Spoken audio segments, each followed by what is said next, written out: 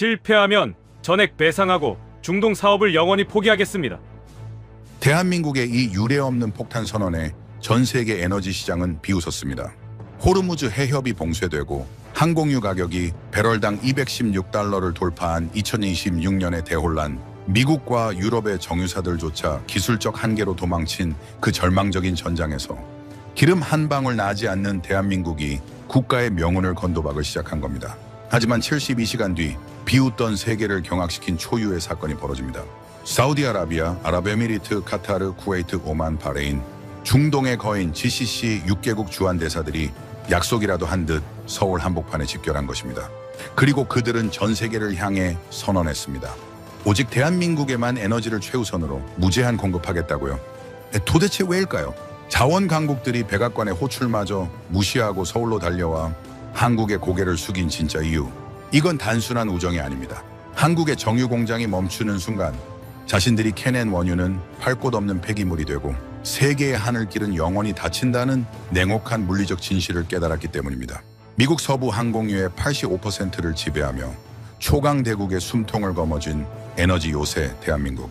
자원 빈국이 어떻게 전 세계 에너지 공급망의 최종 승인권자로 등극하게 되었는지 그 소름 돋는 내막을 지금 바로 공개합니다. 영상을 시청하신 후 마음에 드신다면 좋아요와 구독 버튼을 꼭 눌러주세요. 여러분의 관심이 저에겐 큰 힘이 됩니다. 그럼 바로 시작하겠습니다. 전 세계 에너지 시장이 공황 상태입니다. 기름값이 3배 뛰었고 비행기가 멈췄고 공항이 텅 비었죠. 각국 정부는 전화기를 붙들고 살 길을 찾았습니다. 그런데 그 전화기의 수신자가 워싱턴도 리야드도 아니었습니다. 서울이었습니다. 저는 로건 블레이크입니다. 전 국제에너지기구 고위 자문위원이자 현재 글로벌 에너지 안보 전략가로 활동하고 있습니다. 저는 숫자로 세상을 읽는 사람입니다. 감정이 아니라 데이터로, 인상이 아니라 물류 흐름으로 국제 정세를 판단하죠. 그런 제가 오늘 이 자리에 선 이유는 단 하나입니다. 전 세계가 아직 제대로 이해하지 못한 거대한 흐름이 있기 때문이죠. 그 흐름의 중심에 한국이 있습니다. 호르무즈 해협이 봉쇄된 날을 기억하시나요? 이란의 보복 공습이 시작되면서 전 세계 해상 원유 물동량의 20%가 하루아침에 증발했습니다. 배럴당 항공유 가격이 216달러를 돌파했죠. 이 숫자가 얼마나 무서운 건지 아십니까?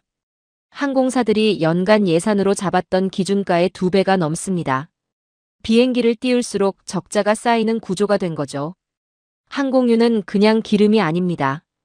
영하 50도의 고공에서도 얼지 않아야 하고 극도로 예민한 엔진의 단 하나의 불순물도 허용되지 않는 정밀한 연료입니다. 저장도 까다롭고 관리도 까다롭죠. 그래서 평소에 넉넉하게 비축해두기가 매우 어렵습니다. 공급이 끊기면 대체할 방법이 없어요. 그게 지금 전 세계 공항들이 비명을 지르는 이유입니다. 이란은 봉쇄에 그치지 않았습니다. 통과 선박에 연간 1,100억 달러, 한국 돈으로 150조 원에 달하는 통행세를 요구했죠. 지구촌 경제 전체를 인질로 잡은 겁니다. 원유 수송선들이 인도양 한복판에 멈춰 섰습니다. 항구에서 연료를 기다리던 항공사들은 하루하루 버티는 게 전부였죠. 세계 경제의 동맥이 막힌 겁니다. 에어 뉴질랜드는 1,100편을 일괄 중단했습니다. 북유럽의 대형 항공사는 한 달 만에 4,000편을 취소했죠. 베트남과 일본의 주요 공항들은 외국 항공사에 전대미문의 통보를 보냈습니다. 우리 공항엔 기름이 없으니 돌아갈 연료까지 채워서 오라는 내용이었죠. 사실상 오지 말라는 선전포고나 다름없었습니다. 비행기는 무거울수록 연비가 최악이 됩니다. 돌아갈 기름까지 싣고 오라는 건 항공사 입장에서는 2배의 비용을 감수하라는 말이었죠. 전 세계 하늘이 조용히 닫혀가고 있었습니다. 미국은 분노했습니다. 중국은 계산기를 두드렸죠. 일본은 비축유가 바닥나기 시작했습니다. 원유의 94%를 중동에 의존하던 나라가 일본이었으니까요. 도쿄는 국가 비상사태를 선포했고 일본 정부는 살 길을 찾아 사방으로 전화를 돌렸습니다. 그 전화가 향한 곳 중 하나가 한국 정유사였습니다. 항공유를 빌려달라는 요청이었죠. 과거 한국 정유 산업을 자신들 아래로 봤던 나라가 이제 기름을 구걸하는 처지가 된 겁니다. 일본 언론들은 연일 한국의 고도화 설비가 부럽다며 자국 정부를 질타하는 기사를 쏟아냈습니다. 미국 서부도 마찬가지였습니다. 한국에서 출발한 항공유 선박이 조금만 늦어져도 캘리포니아와 로스앤젤레스 공항의 항공권 가격이 실시간으로 요동쳤습니다. 3배까지 폭등한 날도 있었죠. 결국 백악관 에너지 보좌관이 한국 정부에 직접 전화를 걸었습니다. 공급망에 차질이 없게 해달라는 요청이었죠. 세계 최강 대국이 기름 한 방울 나지 않는 나라의 협조를 구한 겁니다. 이 장면 하나가 지금 한국의 위상을 가장 정확하게 설명해 줍니다. 그 혼돈의 한복판에서 서울에서는 전혀 다른 장면이 펼쳐지고 있었습니다. 사우디아라비아, 아랍에미리트, 카타르, 쿠웨이트, 오만, 바레인. 걸프 협력회의 6개국 대사들이 이례적으로 한자리에 모였죠. 장소는 주한 아랍에미리트 대사 관저였습니다. 그들이 모인 이유는 단 하나였습니다. 한국 정부의 최우선 에너지 공급을 공식 선언하기 위해서였죠. 한국의 정유 공장이 멈추면 우리의 미래도 없다는 절박함이 그들을 한자리에 불러 모은 겁니다. 자원을 쥔 나라들이 자원이 없는 나라를 향해 고개를 숙인 겁니다. 블룸버그는 이를 두고 전통적인 자원 외교의 위계 질서가 완전히 뒤집혔다고 평했죠. 월스트리트 저널은 한국 에너지 요새의 탄생이라고 대대적으로 보도했습니다. 파이낸셜 타임스는 자원 빈국이 자원 강국을 지배하는 구조적 필연이라 표현했죠. 중동 6개국이 한국행 유조선에만 보이지 않는 안전 통행을 약속했다는 보도까지 나오자 전 세계가 다시 한번 경악했습니다. 기름을 파는 나라들이 기름을 만드는 나라를 지켜주는 구조가 완성된 거죠. 저는 이 장면을 보고 처음엔 제 눈을 의심했습니다. 30년 경력에서 이런 역전은 단 한 번도 본 적이 없었으니까요. 하지만 데이터를 들여다보자 의문이 사라졌습니다. 이건 우연이 아니었죠. 철저하게 설계된 구조의 결과였습니다. 한국의 정유 설비는 단순히 기름을 짜내는 곳이 아닙니다. 중동에서 생산되는 원유는 대부분 황 함량이 높고 끈적거리는 중진류입니다. 그대로 쓰면 엔진이 망가지는 석유계의 원석이죠. 한국은 이 원석을 받아서 가장 깨끗하고 정밀한 항공유로 바꿔냅니다. 남들이 버리는 시커먼 찌꺼기 기름까지 다시 끓이고 쪼개서 고급 연료로 만들어내는 기술이죠. 전 세계 정유사들이 환경 규제와 비용 문제로 주춤할 때 한국은 이 기술에서 누구도 따라올 수 없는 격차를 벌렸습니다.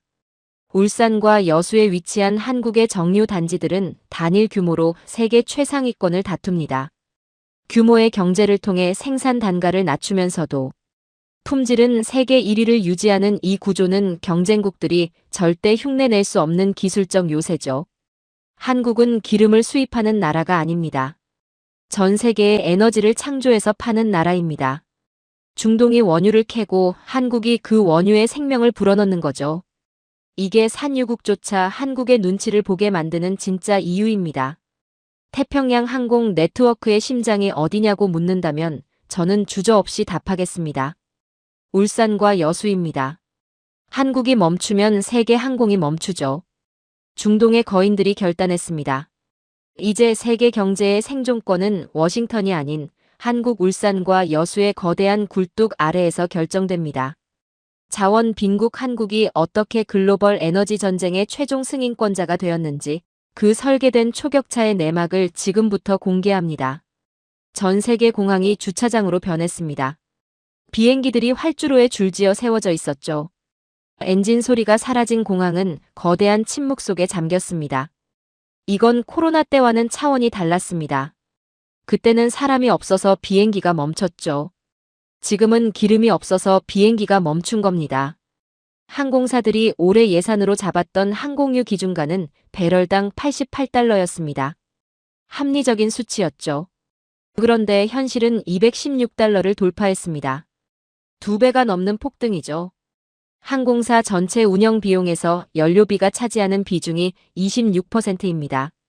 그게 3배 가까이 뛰었으니 계산 자체가 성립하지 않는 거죠. 비행기를 띄울수록 손해가 쌓이는 구조가 된 겁니다. 델타 항공은 한 달 연료비로만 4억 달러, 한국 돈으로 5,400억 원 이상의 추가 손실을 기록했습니다. 이건 영업 손실이 아닙니다. 기름값 하나 때문에 발생한 순수한 추가 비용이죠. 이 숫자를 들은 델타 항공 이사회는 즉각 노선 축소를 결정했습니다. 돈이 있어도 기름이 없으면 비행기는 뜰 수 없으니까요. 전 세계 항공사들이 하나둘 백기를 들기 시작했습니다. 일본 언론들은 연일 자조 섞인 보도를 쏟아냈습니다. 우리가 어쩌다 한국 정유사의 비행기의 생사를 구걸하게 됐냐는 내용이었죠. 과거 아시아 정유업계의 스승을 자처하던 나라가 이제 기름 한 방울을 애원하는 처지가 된 겁니다. 그렇다면 왜 하필 항공유가 가장 먼저 바닥난 걸까요? 휘발유나 경유는 어느 정도 버텼는데 말이죠. 여기에 항공유만이 가진 치명적인 특성이 있습니다. 항공유는 그냥 기름이 아닙니다. 케로신이라 불리는 이 연료는 영하 50도의 고공에서도 절대 얼면 안 됩니다. 기화되지 않는 극강의 안정성이 필요하고 아주 미세한 불순물 하나도 허용되지 않죠. 엔진에 단 하나의 이물질이 들어가면 수백 명이 탄 비행기가 하늘에서 멈출 수 있으니까요. 품질 기준이 세상에서 가장 까다로운 연료입니다. 석유 시장에서는 이 연료를 두고 신의 눈물이라 부르기도 하죠. 만들기가 그만큼 어렵다는 겁니다. 저장도 마찬가지입니다. 온도와 습도에 극도로 민감해서 대량으로 비축해두기가 매우 어렵죠. 휘발유처럼 탱크에 잔뜩 쌓아두는 게 불가능합니다. 그래서 평소에 재고를 넉넉히 쌓아두는 나라가 거의 없습니다. 공급이 끊기면 즉각 타격이 오는 이유가 바로 이겁니다. 대체제도 없죠. 항공유 없이 비행기를 띄울 방법은 세상 어디에도 없습니다. 그렇다면 이 까다롭기 짝이 없는 연료를 전 세계에서 가장 안정적으로 가장 대량으로 뽑아내는 나라는 어디일까요? 바로 한국입니다. 한국산 항공유가 미국과 유럽 공항에서 가장 신뢰받는 연료로 통하는 이유가 있습니다. 한국의 독보적인 탈항 기술 때문이죠. 황성분을 원천적으로 제거하는 이 기술은 전 세계 어디에서도 한국 수준을 따라오지 못하고 있습니다. 블룸버그는 한국산 항공유를 두고 석유 시장의 아이폰과 같다고 평가했죠. 최고의 품질, 최대의 신뢰, 그리고 대체 불가능한 공급 능력. 이 세 가지를 동시에 갖춘 나라가 한국밖에 없다는 겁니다. 호주와 뉴질랜드는 지금 한국행 유조선만 목 빠지게 기다리고 있습니다. 이 두 나라는 항공유의 90% 이상을 수입에 의존하고 있죠. 자체 정제 능력이 턱없이 부족하기 때문입니다. 한국이 공급을 하루만 늦춰도 남반구 전체의 물류와 관광이 즉각 마비됩니다. 시드니 공항, 오클랜드 공항, 멜버른 공항. 오세아니아를 대표하는 이 공항들이 한국의 정유 공장 가동률에 생사를 맡기고 있는 거죠. 이걸 에너지 종속이라 부르지 않는다면 달리 표현할 말이 없습니다. 전 세계 항공사들 사이에서 인천공항은 이미 특별한 이름으로 불리고 있습니다. 글로벌 에너지의 성지라는 표현이 그것이죠. 왜냐면 인천에서 기름을 채워야만 다음 목적지로 날아갈 수 있는 항공사들이 줄을 잇고 있기 때문입니다. 평소보다 2배의 비용을 들여서라도 한국 기름을 가득 채워가려는 항공기들의 행렬이 인천 상공을 가득 채웠죠. 이게 어떤 의미인지 아십니까? 전 세계 항공사들이 돈을 더 내면서까지 한국 기름을 선택하고 있다는 겁니다. 그만큼 한국산 항공유의 신뢰도가 압도적이라는 뜻이죠. 이제 돈은 아무런 힘이 없습니다. 아무리 돈이 많아도 기름이 없으면 비행기는 뜨지 않습니다. 비행기를 띄울 수 있는 권력은 오직 한국산 항공유를 확보한 자에게만 허락된 거죠. 전 세계가 멈춰서는 이 위기 속에서 인천공항만은 달랐습니다. 굴뚝 연기가 멈추지 않았고 유조선이 끊이지 않았으며 활주로에는 엔진 소리가 이어졌죠. 한국의 정유 공장들이 뿜어내는 연기가 지금 이 순간 세계 경제의 인공호흡기 역할을 하고 있는 겁니다. 전 세계 항공사들이 기름 한 방울을 구걸하는 이 굴욕적인 상황이 한국에게는 거대한 경제 무기가 된 거죠. 그런데 한 가지 의문이 남습니다. 세계 최대 산유국인 미국은 왜 이 상황을 손 놓고 지켜보고 있는 걸까요? 셰일 혁명을 일으켰다는 나라가 왜 한국 정유 공장의 가동률에 국가적 사활을 걸어야 하는 걸까요? 그 냉혹한 물류의 진실을 지금부터 공개합니다. 미국은 세계 최대의 산유국입니다. 셰일 혁명으로 중동의 석유 패권을 뒤흔든 나라죠. 에너지 자립을 외치며 전 세계를 향해 우리는 누구의 눈치도 보지 않는다고 선언한 나라입니다. 그런데 지금 그 미국이 한국 정유 공장의 가동률에 국가적 사활을 걸고 있습니다. 어떻게 된 일일까요? 이게 단순한 외교적 수사가 아닙니다. 물리적 법칙이 만들어낸 냉혹한 현실입니다. 미국 에너지 업계에는 본토를 5개 구역으로 나누는 분류 체계가 있습니다.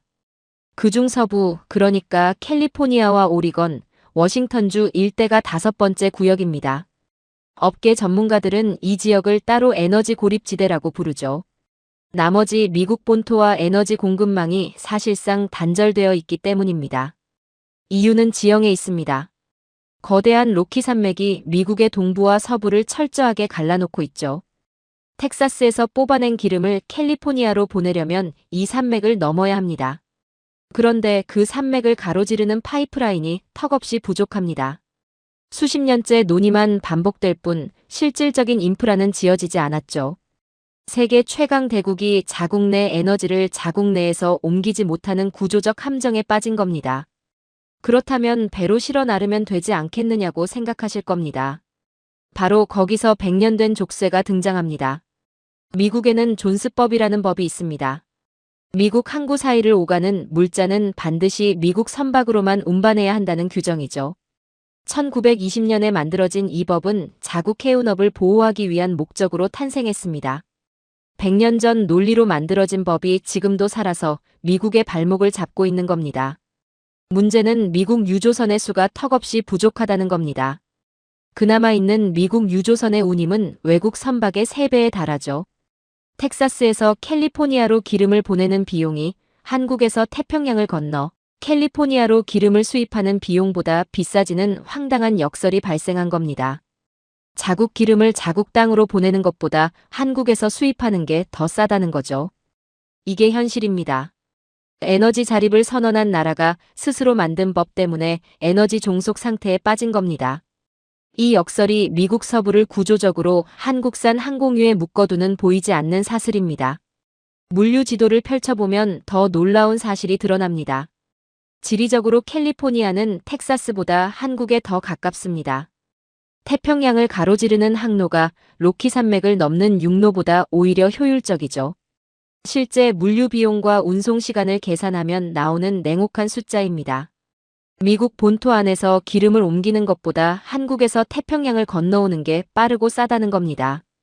세계 최강 대국이 자국 내 물류 문제를 해결하지 못해 태평양 건너 작은 나라에 의존하게 된 거죠. 이게 미국이 스스로 판 함정입니다. 로스앤젤레스 공항과 샌프란시스코 공항에서 뜨는 비행기들을 채우는 항공유. 그 수입량의 85%가 태평양 건너 한국의 정유 단지에서 옵니다. 85%입니다. 미국 서부 하늘길의 절대적 다수가 한국산 연료로 운영되고 있는 거죠. 세계 최대 공군력을 보유한 나라의 민간 하늘길이 한국의 손에 달려 있다는 겁니다. 군사력으로는 지구를 몇 번이고 멸망시킬 수 있는 나라가 항공유 앞에서는 한국을 필요로 하는 거죠. 이 숫자 하나가 지금 두 나라의 관계를 가장 정확하게 설명해 줍니다. 그렇다면 왜 미국은 자국 내에 정유 설비를 더 짓지 않았을까요? 답은 간단합니다.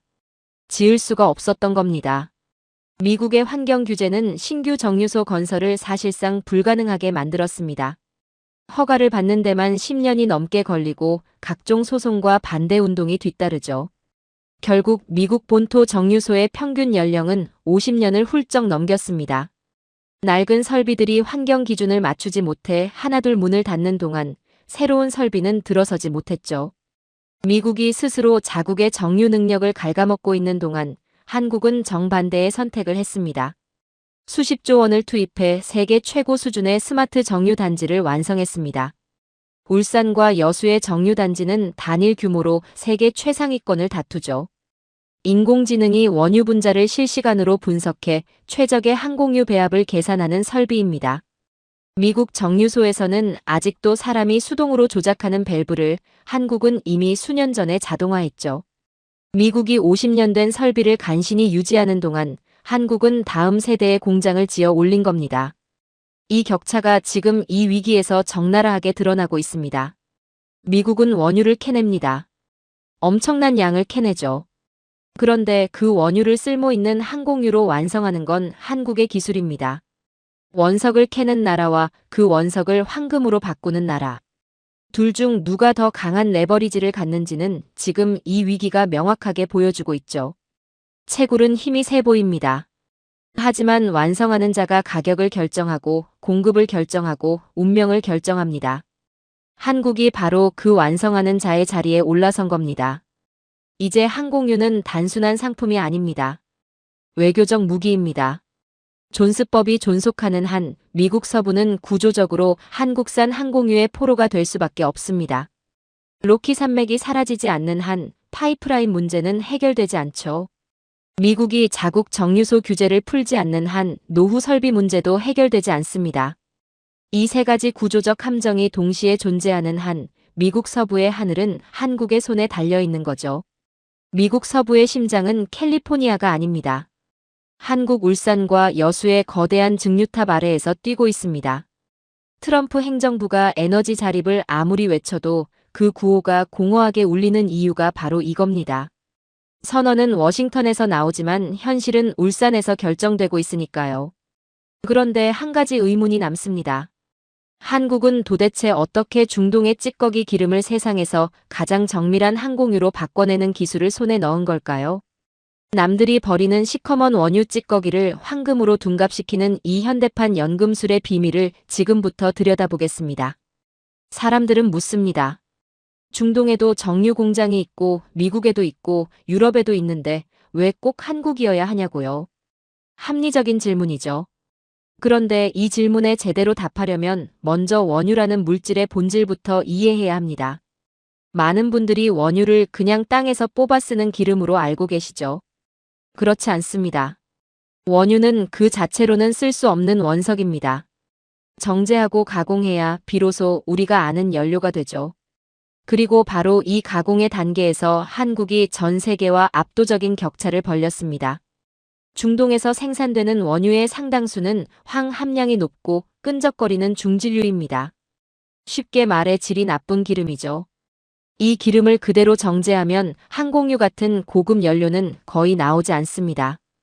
대부분이 값싼 벙커유나 연료유로 처리될 뿐이죠. 중동 국가들이 엄청난 원유를 보유하고 있으면서도 정작 고급 항공유 생산에서는 한국을 따라오지 못하는 이유가 바로 이겁니다. 원유를 가진 것과 그 원유를 가치 있게 만드는 것은 전혀 다른 차원의 이야기죠. 땅에서 기름이 솟는다고 해서 그게 곧바로 비행기 연료가 되는 게 아닙니다. 그 사이에는 수십 년의 기술 축적과 수십조 원의 투자가 필요한 거죠. 한국이 구축한 고도화 설비는 이 방정식을 완전히 뒤바꿔 놓았습니다. 고도화 설비란 쉽게 말해 남들이 버리는 찌꺼기 기름을 다시 한번 끓이고 쪼개서 고급 연료로 재탄생시키는 공정이죠. 원유를 정제하고 남은 시커먼 벙커시유, 그 값싸고 거추장스러운 찌꺼기를 다시 분해해서 세상에서 가장 비싸고 정밀한 항공유로 뽑아내는 겁니다. 이 공정을 외신들은 석유 산업의 연금술이라고 부르죠. 납을 금으로 바꾸는 중세 연금술사의 꿈을 한국이 실제로 이뤄낸 겁니다. 버려지는 것에서 가장 비싼 것을 만들어내는 이 기술이야말로 한국 정유 산업의 진짜 본질이죠. 이 설비를 구축하는 게 얼마나 어려운지 아십니까? 기술적 난도가 극도로 높습니다. 고온 고압의 환경에서 원유 분자를 분해하고 재결합하는 이 공정은 조금이라도 제어에 실패하면 폭발 위험이 있죠. 수조 원짜리 설비가 한순간에 날아갈 수 있습니다. 그래서 전 세계 정유사들이 이 설비 앞에서 주저했던 겁니다. 리스크가 너무 크고 투자 회수 기간이 너무 길었으니까요. 중동 국가들도 유럽의 대형 정유사들도 미국의 석유 메이저들도 이 벽 앞에서 망설였습니다. 한국은 그 두려움을 정면으로 돌파했죠. 수십조 원을 쏟아붓고 수십 년을 버텼습니다. 실패를 거듭하면서도 포기하지 않았죠. 그리고 지금 그 결과가 전 세계 항공유 시장의 패권으로 돌아온 겁니다. 도전하지 않은 나라들은 지금 한국의 기름을 구걸하고 있고 도전한 나라는 지금 세계의 에너지를 쥐고 있죠. 한국산 항공유가 전 세계에서 가장 신뢰받는 연료로 통하는 데는 또 다른 이유가 있습니다. 바로 아까도 언급했던 탈항 기술이죠. 항공유에는 황 성분이 거의 없어야 합니다. 황이 조금이라도 섞이면 엔진 부식이 발생하고 고공에서 연소 효율이 급격히 떨어지죠. 영하 50도의 혹한 속에서 비행하는 항공기 엔진에 불순물이 들어간다는 게 얼마나 위험한 일인지는 굳이 설명하지 않아도 아실 겁니다. 한국은 이 황성분을 원천적으로 제거하는 기술에서 전 세계 최고 수준을 자랑합니다. 불순물 제로에 가까운 항공유를 대량으로 균일하게 생산하는 나라가 한국밖에 없다는 거죠. 최고의 품질, 압도적인 신뢰, 그리고 대체 불가능한 공급 능력. 이 세 가지를 동시에 갖춘 나라가 지구상에 한국밖에 없다는 거죠. 울산과 여수의 정유단지를 한번 상상해 보십시오. 단일 규모로 세계 최상위권을 다투는 이 거대한 시설은 단순한 공장이 아닙니다.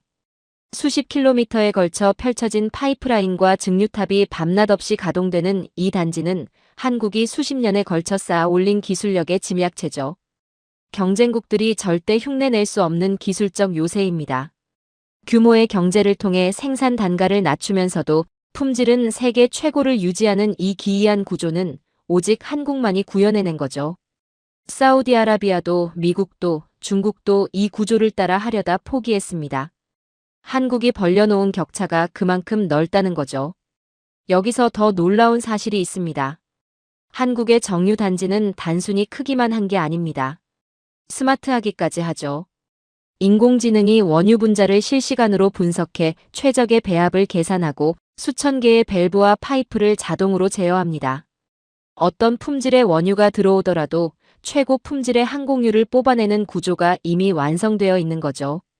중동의 저질 원유든 아프리카의 희귀 원유든 한국의 정유 공장 앞에서는 모두 같은 결과물로 나옵니다. 세상에서 가장 깨끗하고 정밀한 항공유로요. 이게 한국이 구축한 기술 장벽의 실체죠. 돈이 있다고 원유가 있다고 따라올 수 있는 게 아닙니다. 수십 년의 실패와 도전이 쌓여야 비로소 가능한 경지입니다. 지리적으로도 한국의 위치는 천혜의 조건입니다. 중동에서 원유가 들어오고 그것을 정제한 뒤 미국과 오세아니아, 동남아시아로 뿜어내는 이 흐름에서 한국은 정확히 중간 거점에 자리하고 있죠. 에너지의 심장부 역할을 하기에 이보다 완벽한 위치는 없습니다. 중동이 원유를 캐고 한국이 그 원유를 완성된 에너지로 바꿔 전 세계로 내보내는 거죠. 이 공급망에서 한국을 빼면 전 세계 물류지도 자체가 다시 그려져야 합니다. 그만큼 한국의 존재가 이 구조 안에서 대체 불가능한 위치를 차지하고 있는 거죠. 중동은 땅에서 원유를 캐냅니다. 하지만 한국은 공장에서 가치를 캐냅니다. 이 차이가 지금 전 세계 에너지 패권의 실질적 주인이 누구인지를 결정하고 있죠. 원유를 가진 나라는 많습니다. 하지만 그 원유를 가장 비싸고 정밀한 연료로 완성하는 나라는 하나입니다. 한국이죠. 생각해 보십시오. 기름 한 방울 나지 않는 나라가 전 세계 에너지 공급망의 핵심에 서 있습니다.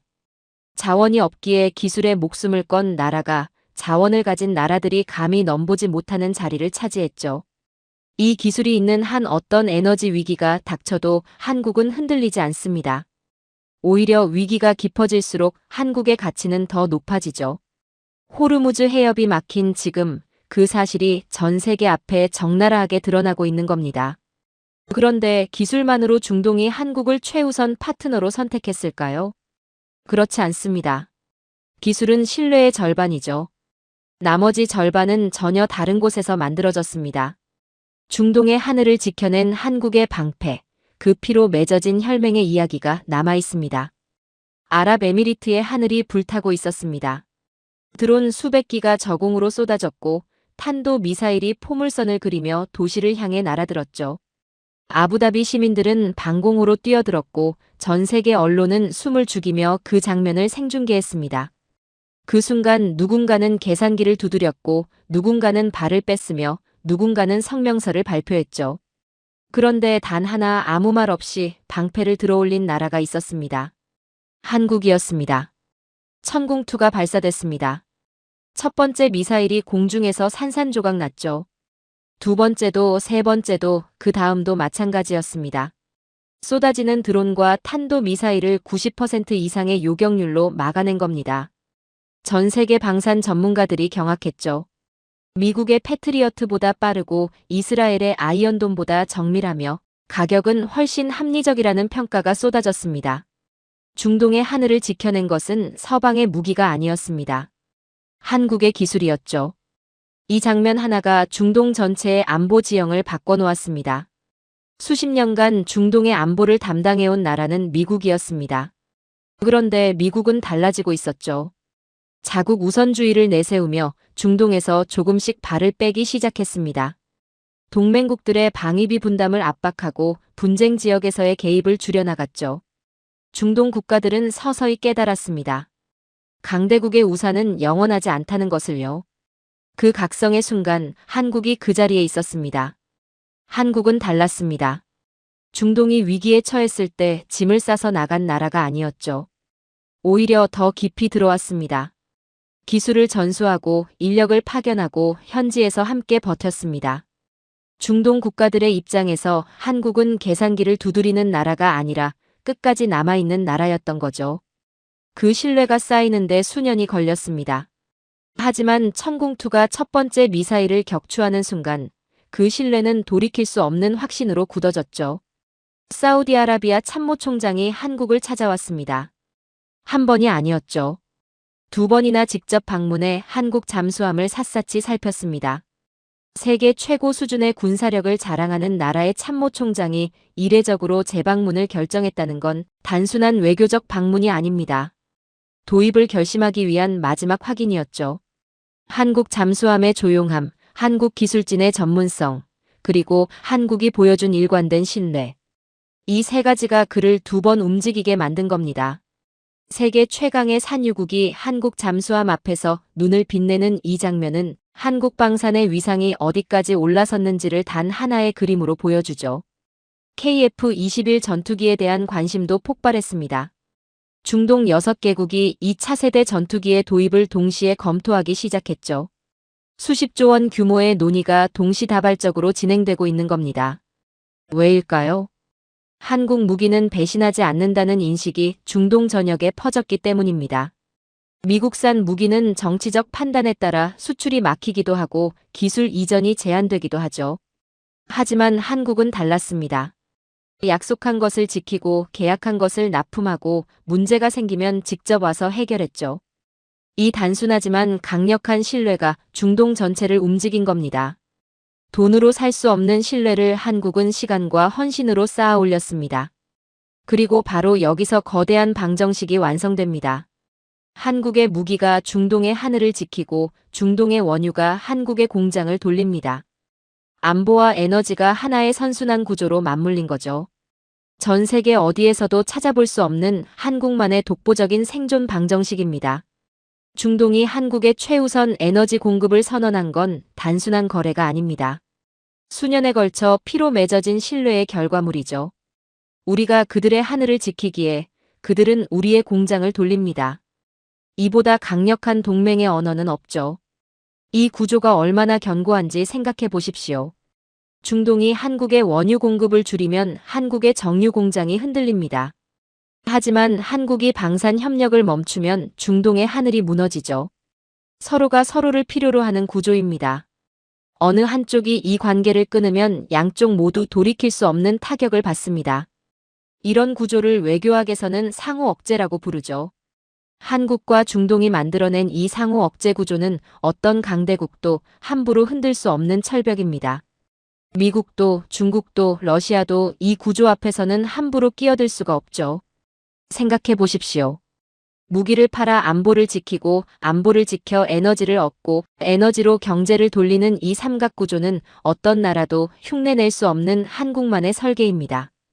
자원도 없고 영토도 작고 인구도 많지 않은 나라가 만들어낸 이 정교한 생존 방정식이죠. 강대국들이 힘으로 세상을 지배하려 할 때 한국은 신뢰와 기술로 세상이 필요로 하는 나라가 되었습니다. 이게 한국의 방식이죠. 미국은 이 구조를 보며 복잡한 감정을 느끼고 있을 겁니다. 중동의 안보를 자신들이 독점하던 시대가 저물고 있다는 걸 실감하고 있으니까요. 한국이 그 자리를 조용하고 빈틈없이 채워가고 있는 거죠. 총성 없이, 선언 없이, 오직 실력과 신뢰로 만들어낸 결과입니다. 이걸 두고 세계 언론은 조용한 안보혁명이라고 부르기 시작했습니다. 하늘이 무너질 때 아랍의 머리 위를 지켜낸 것은 한국의 방패였습니다. 이제 중동은 그 대가로 한국의 거대한 원유의 강물을 열어주고 있죠. 방산의 신뢰가 에너지의 신뢰로 이어지고 에너지의 신뢰가 다시 방산의 신뢰를 강화하는 이 선순환은 앞으로도 멈추지 않을 겁니다. 그런데 이 압도적인 흐름 앞에서 가장 처참한 성적표를 받아든 나라가 있습니다. 한때 아시아 정유업계의 스승을 자처하며 한국을 아래로 내려다보던 나라죠. 스스로 공장 문을 닫고 스스로 기술을 버리고 스스로 함정을 판 그 나라의 이야기가 남아 있습니다. 일본은 한때 아시아 정유업계의 제왕이었습니다. 정밀하고 안정적인 기술로 아시아의 에너지 맹주 자리를 굳히고 있었죠. 한국이 정유 공장을 막 짓기 시작할 때 일본은 이미 수십 년의 노하우를 쌓은 선배였습니다. 기술도 일본이 앞섰고 규모도 일본이 컸으며 역사도 일본이 길었죠. 그런데 지금 그 일본이 한국산 기름을 구걸하고 있습니다. 어떻게 이런 일이 벌어진 걸까요? 답은 일본 스스로 내린 선택에 있습니다. 지난 20년간 일본 정부와 기업들은 석유를 사양 산업으로 규정했습니다. 탄소 중립 시대가 오면 정유 산업은 사라질 것이라는 판단이었죠. 그래서 내린 결론이 정유소 통폐합이었습니다. 심지어 정유소를 폐쇄하면 보조금을 주는 정책까지 도입했죠. 자국의 에너지 생산 설비를 스스로 허무는데 국가 예산을 쏟아부은 겁니다. 그 결과가 숫자로 드러납니다. 한때 하루 450만 배럴에 달하던 일본의 정유 능력이 지금은 300만 배럴 이하로 쪼그라들었죠. 20년 만에 정유 능력의 3분의 1이 증발한 겁니다. 일본 정부는 이를 효율화라고 불렀습니다. 불필요한 과잉 설비를 정리하는 합리적 결정이라고 설명했죠. 언론도 처음엔 박수를 쳤습니다. 군사를 빼고 탄소 중립 시대를 준비하는 선진적 정책이라는 평가가 쏟아졌죠. 하지만 그 박수 소리 뒤에서 일본은 스스로 무덤을 파고 있었습니다. 에너지 안보를 금융 수익과 맞바꾼 겁니다. 위기가 없을 때는 효율적으로 보였던 이 선택이 위기가 닥치자 국가의 목을 조르는 올가미가 됐죠. 문제는 설비의 숫자만이 아니었습니다. 남아있는 정유소들의 노후화가 심각했죠. 일본의 주요 정유소들은 설립된 지 수십 년이 넘은 곳들이 대부분입니다. 보수적인 운영 방식을 고수하며 설비 교체에 소극적이었던 결과죠. 호르무즈 해협이 봉쇄되면서 중동에 불순물 많은 중진류가 대량으로 유입되자 이 낡은 설비들은 버티지 못했습니다. 처리 능력이 한계에 부딪혔고 결국 하나둘 가동을 멈추기 시작했죠. 가장 필요한 순간에 가장 먼저 쓰러진 겁니다. 반면 한국은 정반대의 길을 걸었습니다. 탄소 중립 압박이 거세지던 바로 그 시기에 한국은 오히려 정유 설비에 수십조 원을 더 쏟아부었죠. 세상이 정유 산업을 버릴 때 한국은 오히려 더 깊이 파고든 겁니다. 주변에서 말렸습니다. 시대착오적인 투자라는 비판도 있었죠. 하지만 한국은 흔들리지 않았습니다. 비행기는 전기로 날지 않습니다. 수소로도 아직 날지 못하죠. 항공유 수요는 줄어들지 않는다는 냉혹한 현실을 한국은 끝까지 직시했습니다. 그리고 그 뚝심이 지금 전 세계 앞에서 완벽하게 증명되고 있죠. 일본 항공청이 전 세계 항공사들의 굴욕적인 공문을 발송했습니다. 일본 땅에 올 때는 한국에서 기름을 가득 채워오라는 내용이었죠. 국가기관이 자국 공항의 급유 불능 상태를 공식 인정하고 다른 나라의 기름에 의존하라고 공표한 겁니다. 외신들은 이를 두고 아시아 에너지 주권의 완전한 항복이라고 표현했습니다. 한때 아시아 정유의 맹주였던 나라가 이웃 나라의 기름 배급에 생존을 맡기는 처지가 된 거죠. 일본 언론이 들끓었습니다. 니혼 게이자이 신문과 아사히 신문이 연일 자국 정부를 향해 강한 비판을 퍼부었죠. 한국의 정유 요새를 배우라는 제목의 기사가 대서특필됐습니다. 왜 우리는 공장을 닫을 때 한국은 공장을 지었냐는 분노가 지면을 가득 채웠죠. 일본 산업계 원로들의 탄식도 쏟아졌습니다. 우리가 앞서 있다고 자만하는 사이 한국은 이미 다른 차원으로 올라가 있었다는 자조 섞인 고백이었죠. 불과 얼마 전까지만 해도 한국 정유 산업을 아래로 내려다보던 사람들의 입에서 나온 말입니다. 이 역전의 본질은 단순합니다. 일본은 미래를 잘못 읽었고 한국은 정확히 읽은 겁니다. 일본이 수익성 계산을 하며 공장 문을 닫는 동안 한국은 국가 생존을 계산하며 공장 문을 열었죠. 일본이 탄소 중립이라는 명분 아래 에너지 주권을 스스로 내다버리는 동안 한국은 그 에너지 주권을 조용히 거두어 담았습니다. 결과는 지금 이 위기가 낱낱이 보여주고 있죠. 이제 아시아 에너지 주권의 주인이 완전히 바뀌었습니다. 한국이 공급을 하루만 멈춰도 일본의 하늘길은 즉각 흔들립니다. 도쿄의 밤을 밝히고 일본 공항에서 비행기를 띄우는 권한이 이제 일본 정부가 아닌 한국의 정유 공장에 달려 있는 거죠. 일본이 20세기의 영광에 취해 있을 때 한국은 이미 에너지를 무기화할 준비를 마쳤습니다. 일본은 장부를 정리하며 공장을 닫았습니다. 한국은 지도를 그리며 미래를 지었죠. 그 20년의 선택 차이가 오늘날 기름을 구걸하는 열도와 에너지를 지배하는 한반도를 갈랐습니다. 전략적 선견지명이 국가의 운명을 어떻게 바꾸는지 이보다 선명한 증거는 없죠. 그렇다면 한국은 어떻게 이런 선견지명을 가질 수 있었을까요? 기름 한 방울 나지 않던 척박한 땅에서 어떻게 이 모든 기적의 씨앗이 심어진 걸까요? 아무것도 없던 시절, 황무지에서 시작된 그 무모하고도 위대한 반란의 역사가 남아 있습니다. 신은 한국에 석유를 주지 않았습니다. 철도 없고 석탄도 부족하고 기름 한 방울 나지 않는 땅이었죠. 자원이라는 측면에서 한국은 지구상에서 가장 불리한 조건을 타고난 나라였습니다. 그런데 바로 그 나라가 지금 전 세계 에너지 공급망의 심장이 되었죠. 이게 어떻게 가능했을까요? 그 답을 찾으려면 울산의 첫 번째 굴뚝이 연기를 내뿜던 날로 거슬러 올라가야 합니다. 기름 한 방울 나지 않는 나라에서 정유 공장을 짓겠다고 했을 때 세계는 냉소했습니다. 세계은행은 공식 보고서에 단호하게 적었죠.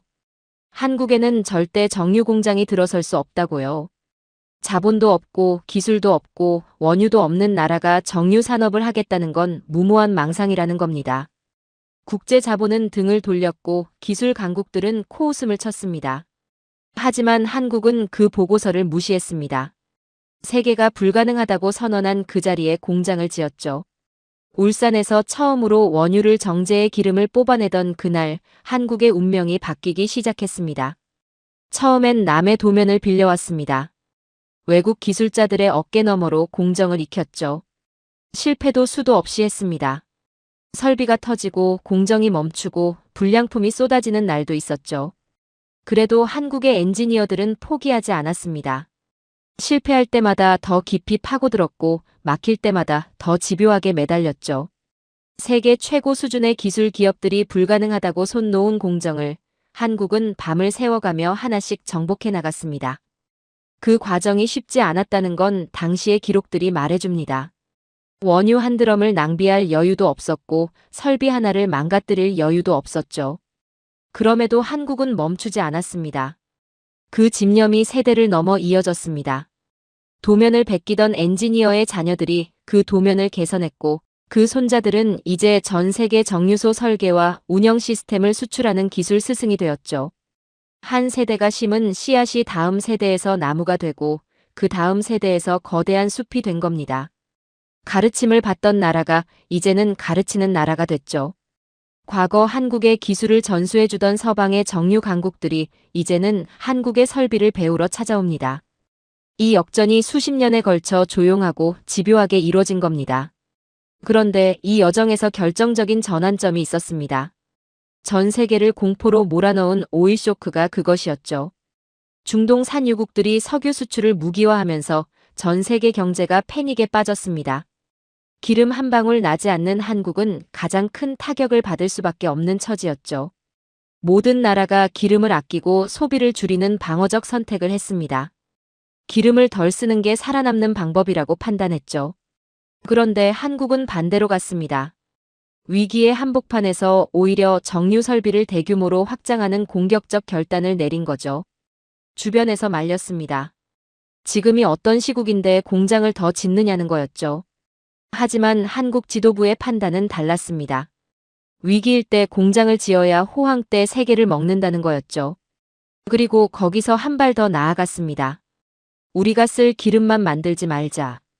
전 세계에 팔 기름을 만들자. 이 한 문장이 한국 정유 산업의 방향을 완전히 뒤바꿔 놓았습니다. 내수를 넘어 수출을 겨냥한 거죠. 기름이 없는 나라가 기름을 팔겠다는 이 역설적인 전략을 두고 세계는 다시 한번 고개를 저었습니다.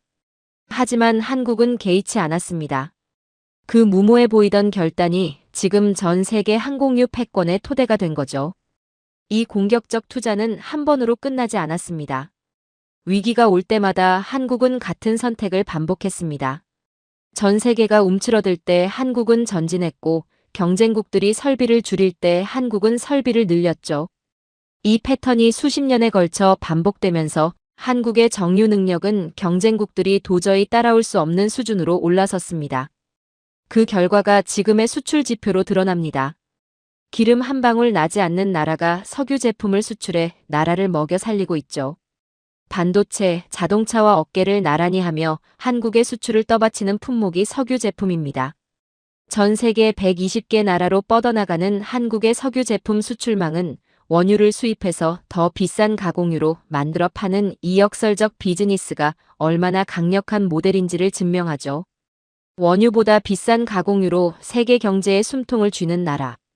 이것이 자원 빈국 한국이 선택한 생존 방식이었고 그 선택이 지금 전 세계의 부러움을 사고 있습니다. 세계은행이 불가능하다고 선언한 나라가 지금 세계은행의 가맹국들의 에너지를 공급하고 있습니다. 기술을 구걸하던 나라가 기술을 수출하고 있죠. 원유를 사오던 나라가 원유보다 비싼 기름을 팔고 있습니다. 이 세 가지 역전이 동시에 이뤄진 나라는 지구상에 한국밖에 없죠. 이 모든 역전의 뿌리는 단 하나입니다. 없기 때문에 더 독하게 달려든 나라의 집념입니다. 자원이 없었기에 기술에 목숨을 걸었고 자본이 없었기에 더 정교하게 계획했으며 시장이 없었기에 더 넓은 세계를 바라봤죠. 약점이 강점이 된 겁니다. 결핍이 동력이 된 거죠. 신은 한국에 석유를 주지 않았습니다. 대신 전 세계 석유의 가치를 결정할 수 있는 무서운 집념을 선물했죠. 그 집념이 황무지에 굴뚝을 세웠고 위기 속에서 공장을 키웠으며 세대를 넘어 기술을 전수했습니다. 그리고 마침내 자원 빈국이 에너지 강국들을 줄 세우는 기적을 만들어냈죠. 이제 마지막 질문이 남았습니다. 에너지와 방산과 기술이 하나로 맞물리며 완성되는 한국의 미래. 그 웅장하고 압도적인 그림을 지금부터 그려보겠습니다. 전 세계 경제가 무너지고 있었습니다. 고유가의 직격탄을 맞은 항공사들이 줄도산을 선언했고 물류가 끊긴 공장들이 가동을 멈췄으며 각국 정부는 긴급 예산을 쏟아부으며 버티기에 급급했죠. 누군가에게 이 위기는 종말이었습니다. 그런데 한국에게는 달랐습니다. 한국 정유업계는 이 위기 속에서 사상 최대의 수출 실적을 기록했죠. 전 세계가 마이너스 성장의 늪에 빠질 때 한국만이 유일하게 플러스 성장을 이어갔습니다. 경악한 건 한국이 아니라 이 장면을 지켜보던 전 세계였죠. 어떻게 이런 일이 가능했을까요? 위기가 깊어질수록 한국이 가진 것들의 가치가 더 높아지는 구조가 이미 완성되어 있었기 때문입니다. 항공유가 부족할수록 한국 정유 공장의 가동률이 올라가고 중동의 안보가 불안할수록 한국 방산의 수요가 폭발하며 공급망이 흔들릴수록 한국 반도체의 희소성이 커지는 구조죠. 위기가 한국을 흔드는 게 아니라 위기가 한국을 더 강하게 만드는 겁니다. 이 구조를 설계한 나라는 위기 앞에서 무너지지 않습니다.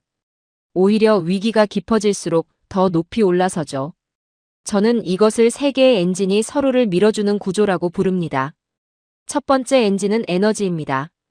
중동의 원유가 한국의 기술을 만나 세상에서 가장 정밀한 항공유로 완성되고 그 항공유가 전 세계 하늘길을 유지하는 거죠. 두 번째 엔진은 안보입니다.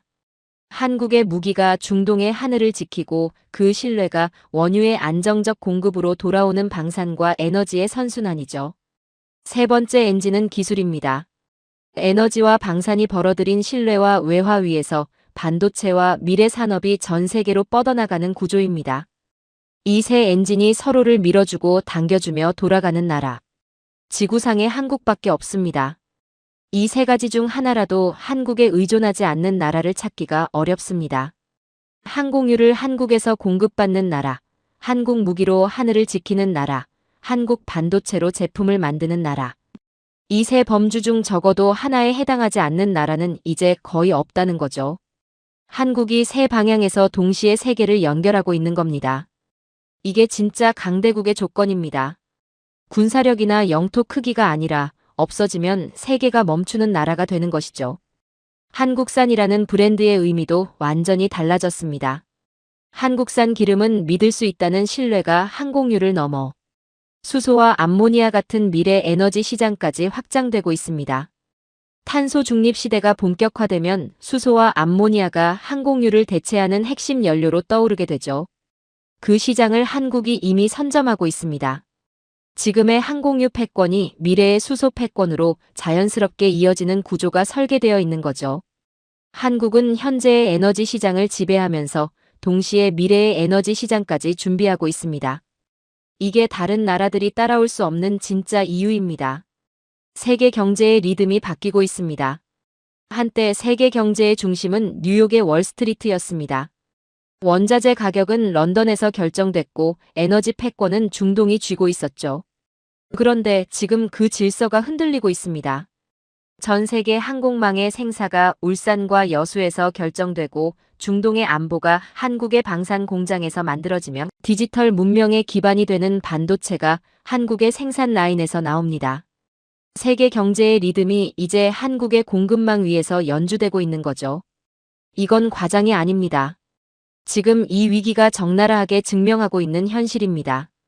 이 자리가 하루아침에 만들어진 게 아니라는 걸 저는 누구보다 잘 압니다. 세계은행이 불가능하다고 선언한 땅에 첫 굴뚝을 세운 사람들이 있었습니다. 오일 쇼크의 공포 속에서 오히려 공장을 더 짓겠다는 역발상을 선택한 사람들이 있었죠. 남의 도면을 빌려오던 시절에도 언젠가 우리가 도면을 수출하는 날이 올 것이라 믿었던 엔지니어들이 있었습니다. 그들의 땀과 집념이 켜켜이 쌓여 지금의 한국을 만든 거죠.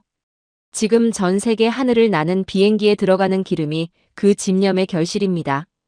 이제 세계는 한국을 자원 빈국이라 부르지 않습니다. 에너지를 완성하는 나라, 안보를 지키는 나라, 미래 기술을 선도하는 나라로 부르기 시작했죠. 세상의 모든 가치를 완성하는 최후의 보루라는 표현이 이제 낯설지 않습니다. 그 표현이 한국을 향하고 있으니까요. 역사는 언제나 증명해왔습니다. 위기가 깊을수록 한국은 더 높이 날아올랐다는 것을.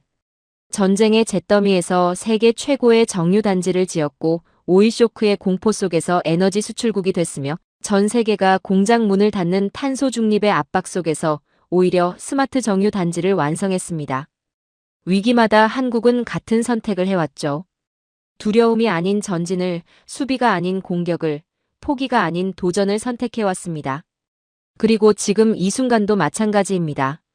전 세계가 이 에너지 대란 앞에서 무릎을 꿇는 동안 한국의 굴뚝은 멈추지 않고 있습니다. 유조선은 태평양을 가로지르고 정유단지의 불빛은 꺼지지 않으며 전 세계의 비행기는 오늘도 한국산 항공유로 하늘을 날고 있죠. 준비된 저력은 흔들리지 않습니다. 한국은 이미 준비되어 있었습니다. 그리고 이제 그 준비가 세계 앞에 완전히 드러났죠. 지금 하늘을 나는 저 비행기를 띄우는 힘이 어디서 오는지 이제 전 세계가 알고 있습니다. 한국에서 옵니다. 오늘의 사연은 여기까지입니다. 세계가 흔들릴 때 한국은 흔들리지 않았습니다. 기름 한 방울 나지 않는 땅에서 시작된 집념이 지금 전 세계 하늘길을 움직이는 힘이 됐죠. 이 냉혹한 현실은 누군가의 주장이 아니라 숫자와 데이터가 가리키는 방향입니다. 에너지를 완성하고 하늘을 지키고 미래를 설계하는 나라의 이야기는 아직 끝나지 않았습니다. 가장 뜨거운 순간은 지금부터 시작됩니다. 긴 영상 시청해주셔서 감사합니다. 내일을 더 좋은 영상으로 찾아오겠습니다.